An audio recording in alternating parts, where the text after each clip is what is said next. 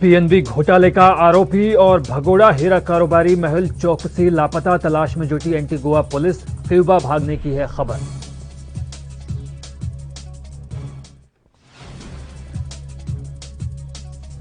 देश में थमी कोरोना संक्रमण की रफ्तार, लेकिन ब्लैक फंगस से बढ़ी दहशत, लगातार बढ़ रहे हैं केस।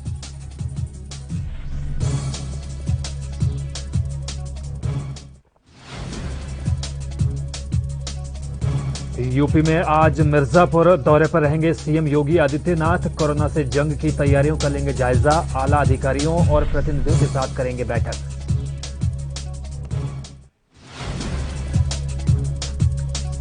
महाराष्ट्र में कोरोना के 22,122 नए मामले, 3,27,000 एक्टिव केस। अब तक 51 लाख से ज्यादा लोग भी हुए ठीक।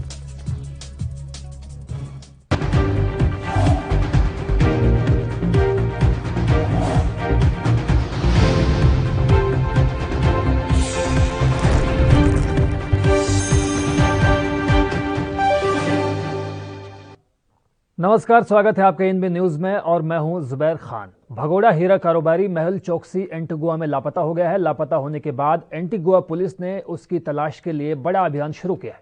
चौकसी के वकील विजय अग्रवाल ने चौकसी के लापता होने की जानकारी दी है। अग्रवाल का कहना है कि चौकसी के परिजन चिंतित और परेशान हैं। उन्होंने इस बारे में बातचीत के लिए उन्हें बुलाया है।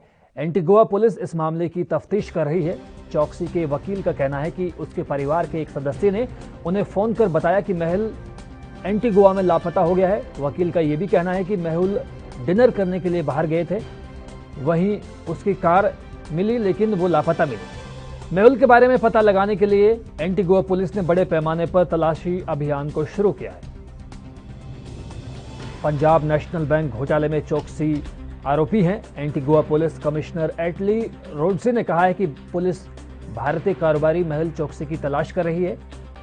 वो लापता बताया जा रहा है। आपको बता दें कि पंजाब नेशनल बैंक में धोखाधड़ी करने के बाद चौकसी देश छोड़कर भाग गया था। चौकसी के खिलाफ पंजाब नेशनल बैंक धोखाधड़ी मामले में गिरफ्तारी वारंट जारी किया गया। मामले में पेश नहीं होने पर जांच एजेंसियों ने उसे भगोड़ा घोषित किया। चौकसी की अब तक 2500 करोड़ रुपए की संपत्ति कुर्क की जा चुकी है।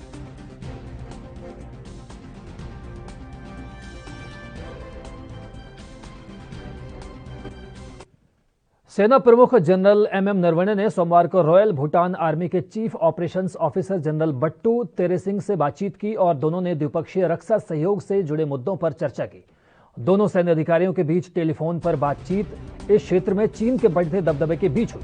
सेना ने ट्वीट कर इसकी जानकारी दी। वहीं चीन तिब्बत के भारत, भूटान और नेपाल सीमा से लगते दूरदराज के गांवों में निर्माण कार्य का प्रयास कर रहा है। ये जानकारी शुक्रवार को चीनी सरकार द्वारा जारी तिब्बत पर श्वेत पत्र से मिली है। तिब्बत 1951 से मुक्ति, विकास और समृद्धि शीर्षक के दस्तावेज में कहा गया है कि सीमावर्ती क्षेत्रों का विकास करना और तिब्बत में लोगों के जीवन में सुधार करना महत्वपूर्ण हो गया है। इसे लेकर दोनों ही पक्ष रक्षा और सुरक्षा के क्षेत्रों समेत विविध क्षेत्रों में सहयोग लगातार बढ़ा रहे हैं।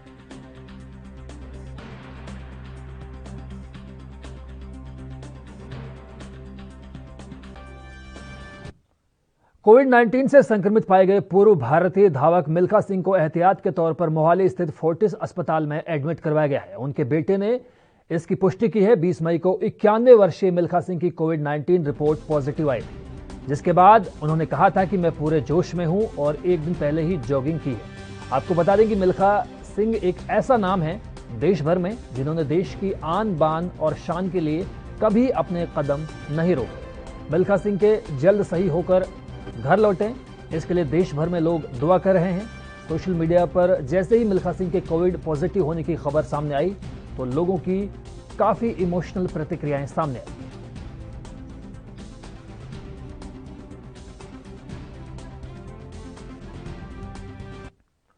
चक्रवाती तूफान यास के खतरे को देखते हुए पश्चिम बंगाल और ओडिशा के तटीय क्षेत्रों से लोगों को सुरक्षित स्थानों पर पहुंचाए जाने की प्रक्रिया शुरू हो चुकी है। बचाव और राहत टीमों को एक जगह से दूसरी जगहों पर भेजा जा रहा है। रक्षा विमानों और नेवी शिप्स को सतर्क रहने को कहा गया है।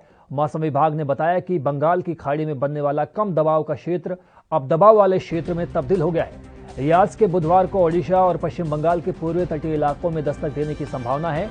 ओडिशा के मुख्यमंत्री नवीन पटनायक ने कहा है कि राज्य भीषण चक्रवाती तूफान यास से निपटने के लिए पूरी तरह से मुस्तैद है और तैनात है। यास 26 मई को बालासोर के निकट दस्तक दे सकता है। सीएम ने यह भी कहा कि हम इसके लिए पूरी तरह तैयार हैं और हमारे अधिकारी केंद्र सरकार के अधिकारियों के संपर्क में हैं। वहीं केंद्रीय मंत्री अमित शाह ने कहा कि मैंने निचले इलाकों में रहने वाले लोगों को वक्त रहते सुरक्षित स्थानों तक पहुंचाने, अस्पतालों में बिजली बैकअप की व्यवस्था कराने और राज्य में ऑक्सीजन प्रोडक्शन संयंत्रों में सुरक्षा के निर्देश जारी किए हैं।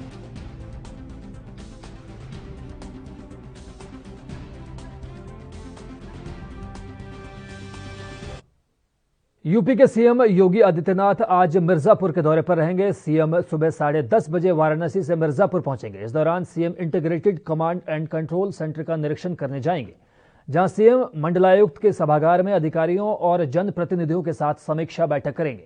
मीडिया ब्रीफिंग कर गांव का निरीक्षण करने जाएंगे। सीएम के आगमन को लेकर जिला प्रशासन अपनी तैयारियों को पहले ही मुकम्मल कर चुका है। इस दौरान सीएम कोरोना के हालात और इलाज और इसकी रोकथाम के लिए व्यवस्थाओं के बारे में भी चर्चा करेंगे और फीडबैक भी लिया जाएगा, जिसके बाद सीएम मीडिया से भी मुखातिब होंगे। वहीं अपर जिलाधिकारी यूपी सिंह ने बताया कि मुख्यमंत्री के आगमन को लेकर सभी तैयारियां पूरी की जा चुकी हैं। कोविड-19 के लिए जो सरकार के दिशा निर्देश मिले हैं, उनके मुताबिक शहरी आबादी से लेकर ग्रामीण अंचल तक कार्य किए जा रहे हैं। साफ सफाई, कोरोना की जांच और वैक्सीनेशन के साथ इस महामारी में जनता को राहत पहुंचाने के लिए तमाम कार्य भी किए जा रहे हैं।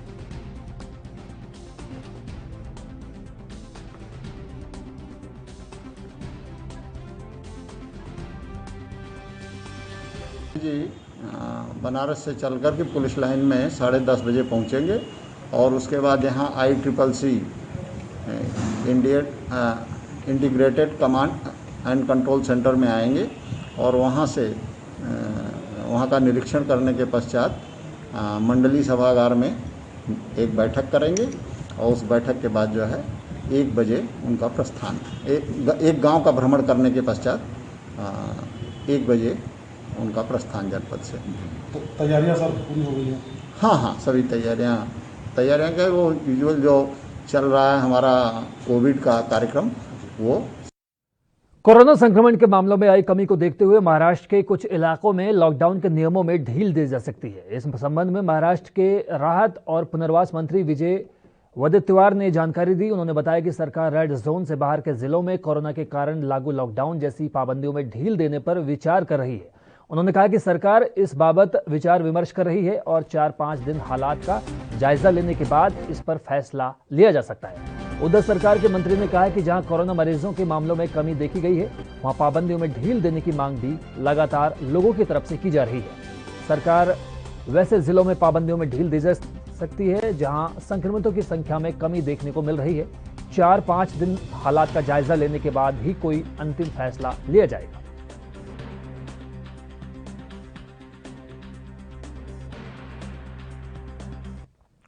देश में कोरोना की दूसरी लहर के बीच 2 अच्छी खबरें आई हैं। पहली तो ये कि अब कुल केस 2 लाख के नीचे हैं, तो दूसरी तरफ कोरोना के खिलाफ लड़ाई लड़ रहे फ्रंट वर्कर्स के लिए इस तरह की पीपीई किट तैयार की गई है जो उनके लिए आरामदेह साबित होगी। पुणे में इंजीनियरिंग की पढ़ाई कर रहे निहाल सिंह ने अलग तरह की पीपीई किट का इजाद किया है। निहाल सिंह ने ये किट कावटेक नाम से तैयार की है, जिसमें गर्मी कम लगेगी। उनका कहना है कि कावटेक तकनीक से पीपीई किट में हवा का बहाव हमेशा बना रहेगा और उसकी वजह से पीपीई किट पहनने वालों को गर्मी से निजात मिलेगी। निहाल सिंह बताते हैं कि पीपीई किट में पंखे की भी व्यवस्था है जो अंदर की गर्मी को बाहर किए देगा। इसके साथ ही किट में पर्याप्त वेंटिलेशन की सुविधा भी मौजूद है।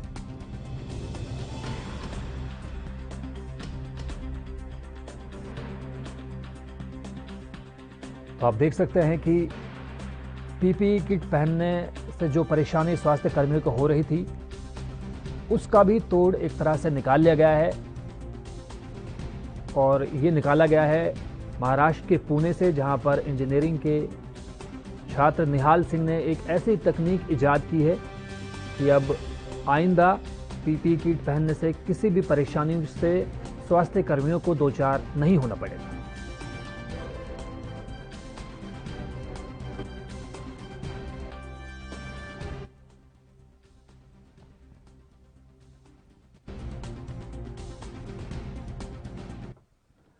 देश में काम कर रही प्रमुख सोशल मीडिया कंपनियों यानी फेसबुक, ट्विटर और इंस्टाग्राम के सामने बड़ी परेशानी खड़ी हो सकती है। दरअसल केंद्र सरकार ने देश में काम कर रही तमाम सोशल मीडिया कंपनीज को कुछ नियमों का पालन करने के आदेश दिए थे और उनके लिए 3 महीने का वक्त दिया गया था, जो 26 मई को पूरा हो रहा है। जानकारी के मुताबिक अभी तक इन कंपनियों ने सरकार के बताए नियमों का पालन नहीं किया है। तो ऐसे में बड़ा सवाल यही खड़ा होता है कि क्या 2 दिन के बाद फेसबुक, ट्विटर और इंस्टाग्राम बंद हो जाएंगे?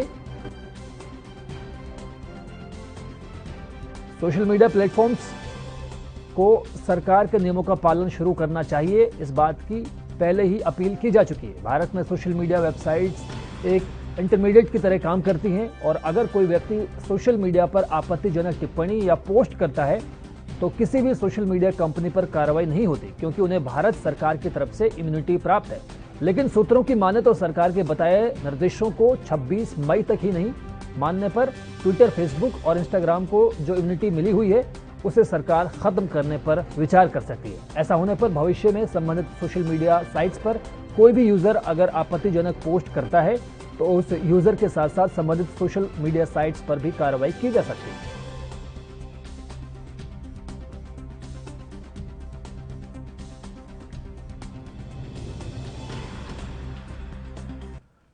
ओडिशा सरकार ने चक्रवात यास के चलते राज्य के 6 जिलों में कोविड-19 टेस्टिंग, टीकाकरण और डोर टू डोर सर्वे स्थगित करने का ऐलान किया है। ये जिले हैं बालासोर, भद्रक, केंद्रपाड़ा, जगतसिंहपुर, मयूरभंज और क्योंझर। जानकारी के मुताबिक बालासोर, भद्रक और मयूरभंज में ये निलंबन 25 से 27 मई तक प्रभावी रहेगा। वहीं केंद्रपाड़ा, जगजीत सिंहपुर और क्योंझर में निलंबन का फैसला संबंधित जिले के कलेक्टर द्वारा लिया जाएगा। आपको बता दें कि इससे पहले मौसम विभाग पहले ही बंगाल की खाड़ी के तटीय इलाकों के बाबत ये चेतावनी जारी कर चुका है कि जितना जल्द हो सके लोग महफूज जगह चले जाएं। इसके अलावा मछुआरों और नाविकों को भी समुद्र से लौटने की अपील इंडियन कोस्ट गार्ड्स की तरफ से की जा चुकी है।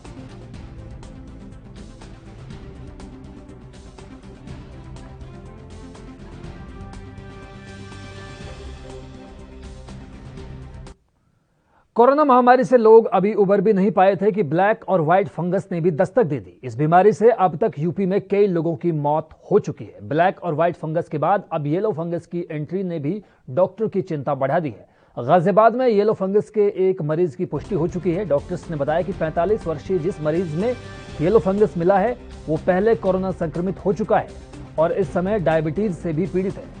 डॉक्टरों के मुताबिक ब्लैक फंगस मरीज का इलाज करने के लिए ओटी में सफाई चल रही थी। इसी दौरान जांच में पता चला कि मरीज येलो फंगस से भी संक्रमित हो चुका है। हालांकि मरीज की हालत में अब पहले के मुकाबले सुधार है।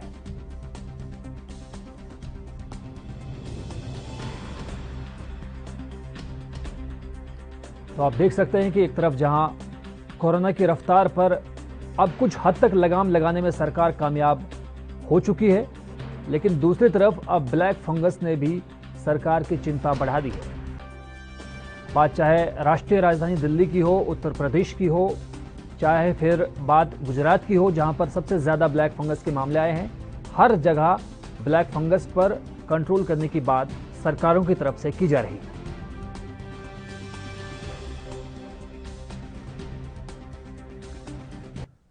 राज्य में ब्लैक फंगस इन्फेक्शन के बढ़ते मामलों के बीच तेलंगाना के सीएम चंद्रशेखर राव ने सोमवार को अधिकारियों को इन्फेक्शन के इलाज के लिए अस्पतालों में बिस्तरों को बढ़ाने का निर्देश जारी किया। दरअसल सीएम कार्यालय की तरफ से जारी एक प्रेस रिलीज के मुताबिक सीएम ने कोरोना की रोकथाम, ब्लैक फंगस वैक्सीन, लॉकडाउन के कार्यान्वयन पर एक उच्च स्तरीय समीक्षा बैठक की। उन्होंने कहा कि ब्लैक फंगस नामक संक्रमण के बढ़ते मामलों को लेकर कम से कम 1500 बिस्तर और बढ़ाने होंगे। इस 1500 में 1100 बिस्तर हैदराबाद के अपोलो अस्पताल में अस्पतालों में बढ़ाने की बात उन्होंने कही, जबकि जिलों में 400 बेड लगाने की जरूरत के बारे में भी उन्होंने मीडिया कर्मियों के बारे में बताया। बिस्तरों की संख्या बढ़ाने के अलावा सीएम ने कहा कि ब्लैक फंगस के मामलों को कम करने के लिए आवश्यक दवाओं की संख्या अनुमान लगाया जाना चाहिए और तुरंत दवाओं का ऑर्डर दिया जाना चाहिए।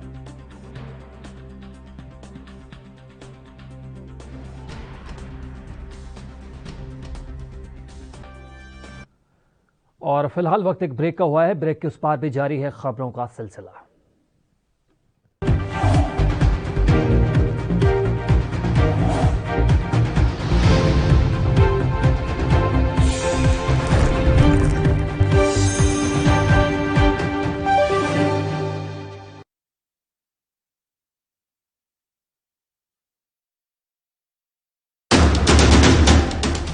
राष्ट्र धर्म, रात 8 बजे सिर्फ ANB न्यूज पर।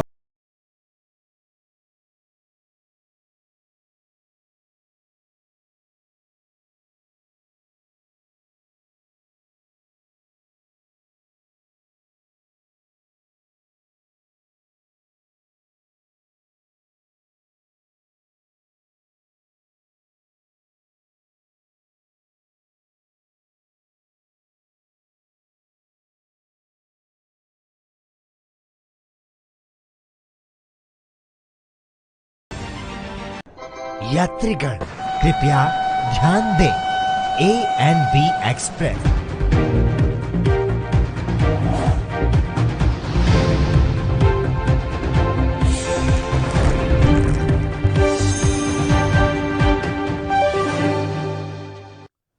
तो ब्रेक के बाद स्वागत है आपका और इस वक्त की बड़ी खबर से आपको रूबरू करवाते हैं जो ओडिशा से सामने आ रही है। जी हां, इस वक्त की बड़ी खबर ओडिशा से सामने आई है। ओडिशा की राजधानी भुवनेश्वर से ये खबर सामने आई है कि सिलेरू नदी में नाव पलटने से 8 मजदूर लापता हो गए। जी हां, ये बड़ी खबर आपकी टीवी स्क्रीन पर मौजूद। एक शव को अभी तक बरामद किया जा चुका है, बाकी की तलाश जारी है। नाव में सवार थे ये तमाम प्रवासी मजदूर। तो आप देख सकते हैं कि हालात किस तरह से लोगों को घर पहुंचने से पहले मुश्किलों का सामना करना पड़ रहा है। राहत बचाव कार्य जारी है। ओडिशा आंध्र प्रदेश बॉर्डर के पास की एक घटना बताई जा रही है जहां पर 8 मजदूरों के लापता होने की ये दिल को दहला देने वाली खबर सामने आई है। सिलेरू नदी में नाव पलटने से 8 मजदूर लापता हो चुके हैं। एक मजदूर का शव बरामद किया जा चुका है, बाकी की तलाश जारी है। नाव में सवार इन प्रवासी मजदूरों से जुड़ी ये बड़ी खबर आपकी टीवी स्क्रीन पर मौजूद। जानकारी ये भी मिली है कि राहत और बचाव कार्य लगातार जारी है। ओडिशा और आंध्र प्रदेश की सीमा के आसपास की घटना बताई जा रही है। ओडिशा से इस वक्त की बड़ी खबर आपकी टीवी स्क्रीन पर मौजूद। तस्वीरों में देखा जा सकता है कि किस तरह से बचाव कार्य शुरू किया गया है।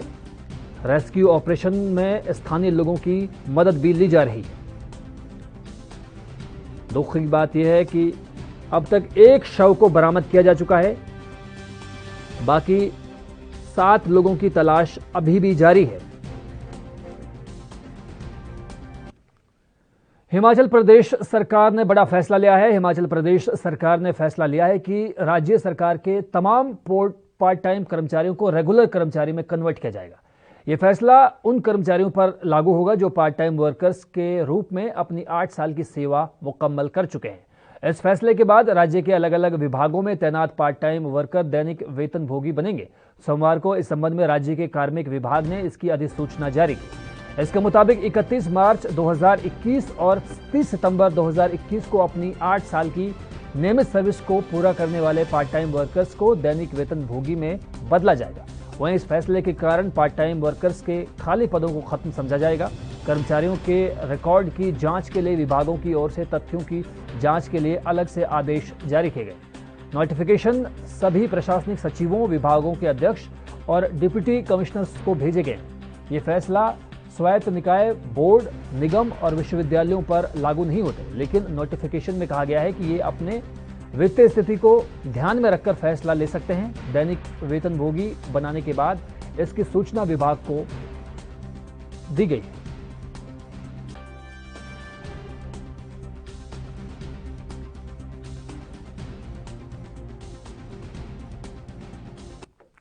असम के सीएम हेमंत बिस्वा शर्मा ने विधानसभा सत्र के आखिरी दिन सोमवार को कहा कि राज्यों में गाय की सुरक्षा के लिए संविधान के दायरे में सरकार हर तरह की कार्रवाई करेगी। पिछले शनिवार को अपने अभिभाषण में राज्यपाल जगदीश मुखी ने कहा था कि असम सरकार गौरक्षा बिल लाने पर विचार कर रही है, जो अगले विधानसभा सत्र में पारित किया जाएगा। राज्य में चुनाव के बाद विधानसभा का पहला सत्र विधायकों को शपथ ग्रहण करवाने के लिए बुलाया गया, जो 3 दिन तक चला। राज्यपाल के अभिभाषण पर धन्यवाद प्रस्ताव पर चर्चा के दौरान AIUDF ने सवाल उठाया कि इस प्रस्तावित विधेयक से उत्तर भारत की तरह मॉब लिंचिंग की घटनाओं में इजाफा होगा। इस पर सीएम हेमंत बिस्व शर्मा ने विधानसभा में कहा कि गाय हमारी माता है, हम पश्चिम बंगाल से गायों की तस्करी नहीं होने देंगे। जिन जगहों पर गायों को पूजा जाता है वहां बीफ नहीं खाना चाहिए। मैं ये नहीं कह रहा हूं कि सभी को अपनी आदत छोड़ देनी चाहिए। सीएम ने कहा कि उन्होंने कई बार लखनऊ के दारुल उलूम का बयान देखा है कि जिन जगहों पर हिंदू रहते हैं वहां बीफ नहीं खाना चाहिए।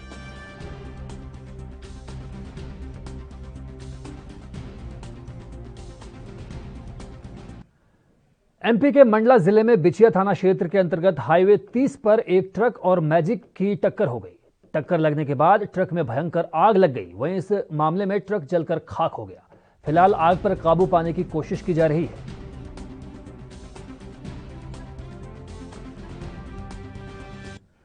हरियाणा के रोहतक पीजीआई के डायरेक्टर डॉक्टर रोहतास कंवर यादव ने ब्लैक फंगस के बढ़ते मरीजों को लेकर एक मीटिंग का आयोजन किया। इस मीटिंग में ब्लैक फंगस की बीमारी से संबंधित विभाग के डॉक्टर्स को बुलाया गया। आपको बता दें कि इससे संबंधित तमाम डिपार्टमेंट्स के एचओडी को इस मीटिंग में बुलाया गया, जिसके चलते सभी डिपार्टमेंट्स के एक एक अधिकारी को नोडल अधिकारी के रूप में चुना गया। इसमें मुख्य तौर पर ईएनटी, आई डिपार्टमेंट, न्यूरो सर्जरी, पीडियोलॉजी, माइक्रोबायोलॉजी विभाग के डॉक्टर्स को भी शामिल किया गया, जो कि ब्लैक फंगस के मरीजों का ट्रीटमेंट करेंगे।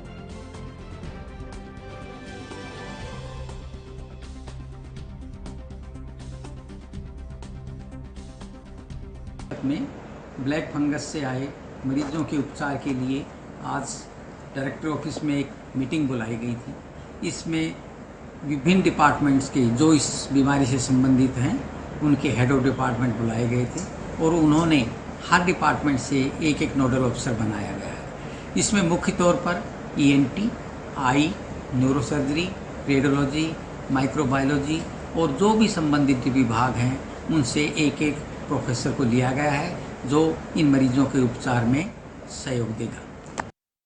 यूपी के अयोध्या में प्रशासनिक तंत्र के ऊपर गंभीर आरोप लगाते हुए व्यापारी ने आत्महत्या करने की कोशिश की। पुलिस और व्यापारी नेता मौके पर पहुंचे और दरवाजा तोड़कर व्यापारी को बाहर निकाला गया। फिलहाल पीड़ित को श्रीराम चिकित्सालय में एडमिट करवाया गया है, जहां व्यापारी का इलाज चल रहा है। बता दें कि 4 दिन पहले एक अन्य युवक ने पुलिस पर गंभीर इल्जाम लगाते हुए आत्महत्या कर ली थी, जिसमें चौकी इंचार्ज और सिपाही को निलंबित किया जा चुका है।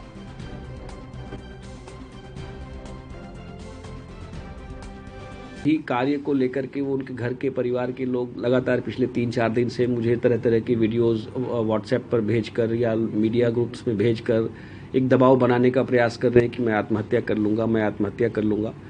ये गलत है और इसके लिए हमने जो हमारे वरिष्ठ पुलिस अधीक्षक हैं उनको भी सूचित कर दिया गया है कि इनके द्वारा इस तरह की धमकी दी जा रही है। लिखित में भी हमने कोतवाली चौकी जो है वहाँ पर उनको भी सूचित कर दिया है कि धमकी देकर दबाव बनाने का प्रयास किया जा रहा है।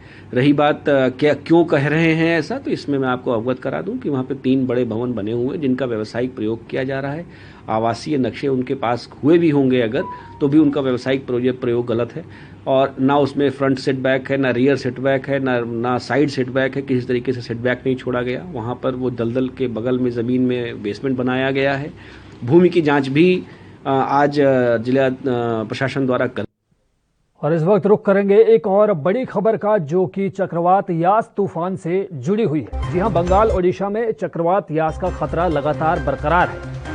तो ये बड़ी खबर, यास को लेकर मौसम विभाग ने एक बार फिर अलर्ट जारी किया है।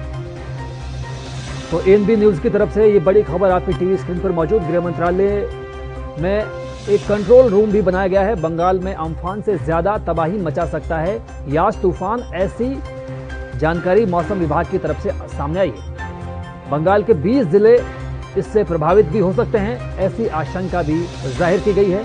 एनडीआरएफ और नेवी इसे देखते हुए अलर्ट मोड पर आ चुके हैं। तो बंगाल ओडिशा में चक्रवात यास का खतरा लगातार बढ़ रहा है।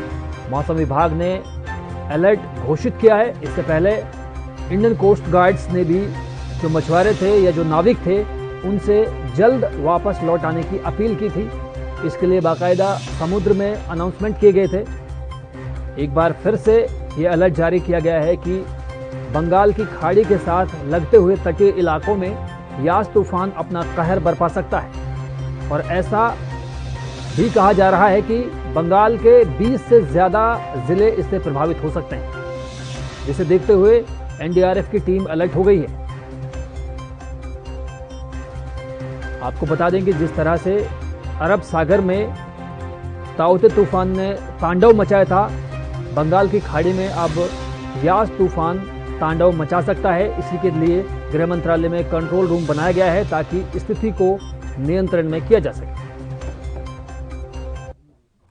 तमिलनाडु सरकार ने केंद्रीय सूचना और प्रसारण मंत्री प्रकाश जावड़ेकर को खत लिखकर द फैमिली मैन 2 सीरीज की रिलीज पर रोक लगाने की मांग की है। तमिलनाडु सरकार ने पत्र में लिखा कि सीरीज में एलम तमिल को आपत्तिजनक तरीके से दिखाया गया है।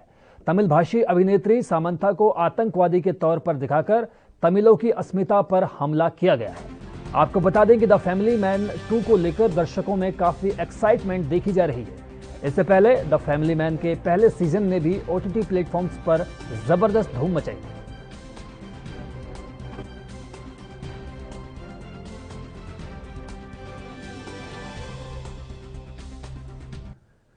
विमानन नियामक नागर विमानन महानिदेशालय ने बताया कि एक कपल द्वारा चार्टर्ड फ्लाइट में 161 रिश्तेदारों के बीच शादी करने की तस्वीरें सामने आने के बाद स्पाइस जेट की फ्लाइट के क्रू मेंबर्स को ड्यूटी से हटा दिया गया है। डीजीसीए ने एयरलाइंस को कोविड-19 नियमों का पालन न करने वालों के खिलाफ शिकायत दर्ज करने के आदेश दिए हैं। जानकारी के मुताबिक तमिलनाडु के मदुरै के एक कपल ने शादी करने का एक अनोखा रास्ता चुनने का फैसला किया था। इसके तहत उन्होंने आसमान में यानी फ्लाइट के अंदर शादी करने का फैसला किया। इसके बाद कपल और उनके घरवाले और रिश्तेदार एक चार्टर्ड फ्लाइट में सवार हुए और आसमान में ही दोनों शादी के पवित्र बंधन में बंध गए। शादी के बाद सोशल मीडिया पर उनकी तस्वीरें और वीडियो जमकर वायरल हो गए।